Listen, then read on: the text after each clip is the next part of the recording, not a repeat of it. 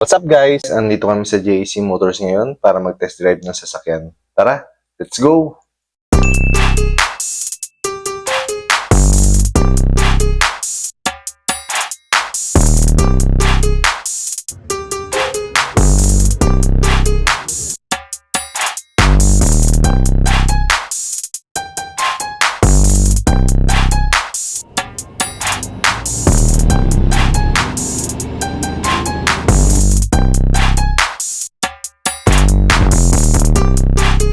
Hello guys! Andito nga pala kami sa JAC Motors Fairview para i-test drive ang GS8. Ito ang pangmalakasang sasakyan nila at napaka-head turner talaga. Kung sa style and looks, para siyang Range Rover. And for your information, GAC stands for Go and Change. Napakaganda ng design ng front grille niya, parang may 3D effect. Pagbukas ko ng pintuan, napansin ko kagad na may kabigatan, parang sa Ford Ranger natin. Kaya malalaman mo na built well talaga ang sasakyan na ito. Marami din siyang useful na storage dito sa center console at napaka-smooth din ang pagbukas niya. Napaka-spacious din at relaxing dito sa loob.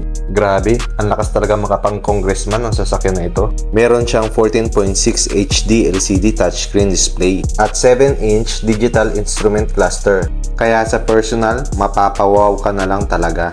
Ito ay 7 to 8 seater dahil may extra seat siya sa likod at pwede mong i-fold for more cargo space. Yung sailing niya color black kaya malinis tingnan. Halos lahat din na mahawakan mo dito ay soft touch material. Yung dashboard niya, silver and black finish. Napaka-clean and elegant ng design. Meron din siyang multicolor intelligent ambient light sa mga doors. Ito pang isang nakakapagpapogi sa kanya, yung quad LED projector headlamps. Napaka-distinctive ng design. Kung gaano kaganda sa harap, ganun din sa likod. Ang ganda ng ilaw niya, parang may dalawa siyang letter H. Naka-power tailgate with automatic closing function. Punta naman tayo sa interior. Sa upuan, naka-leather seats yan and perforated.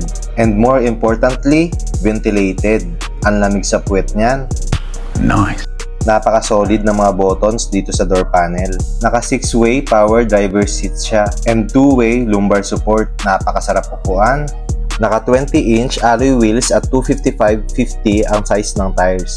So tara, test drive na muna tayo. Ito nga pala ang first time ko na mag-drive ng turbo gasoline direct injection na engine. Kasi mostly ang drive natin ay diesel. Kaya napansin ko kagad na parehas sila ng hatak ng diesel. Pero napakatahimik ng makina. Halos di mo siya marinig, napaka-minimal ng vibrations. Meron itong max output na 248 horsepower at 400 Nm of torque. Kaya ramdam na ramdam ko kagad ang lakas at tuling ng sasakyan na ito. May tatlo siyang driving modes. Ito yung Eco, Comfort, and Sport. Sa Eco mode, hindi siya ganun ka-responsive kasi more on dapat makatipid siya sa gas. Sa Comfort mode naman, bale, normal mode siya. Saktuhan lang yung pag-response ng sasakyan. Sa Sport mode naman, ito yung palaging mataas yung RPM niya para makapag-overtake ka ng mas mabilis. Mas malakas lang siya sa gas, pero enjoyable yung ride. Ito yung gamit natin. Naka-Sport mode tayo ngayon. Napakaganda talaga kapag may panoramic sunroof ang sasakyan mo. Ang lakas makasosyal at umaaliwalas ang loob. Ang laki talaga nitong infotainment display niya at ang linaw. Kahit na nasa direct sunlight ka pa. Yung steering wheel niya magaan pero nagkakaroon ng feedback kapag bumibilis ka na. Ito ay naka 8-speed automatic at napaka-smooth ng shifting. Kung mapapansin nyo dito sa front seat, ang laki pa ng space namin. Ganon din sa second row, napakaluwag. Sa ride quality naman, maganda yung suspension. Very comfortable dito. Mararamdaman mo din yung bigat ng sasakyan. Very planted talaga siya. Nagkakahalaga ito ng 2,398,000 at napaka-high-tech ng sasakyan na ito. Most of the safety features na hinahanap mo ay nandito na rin.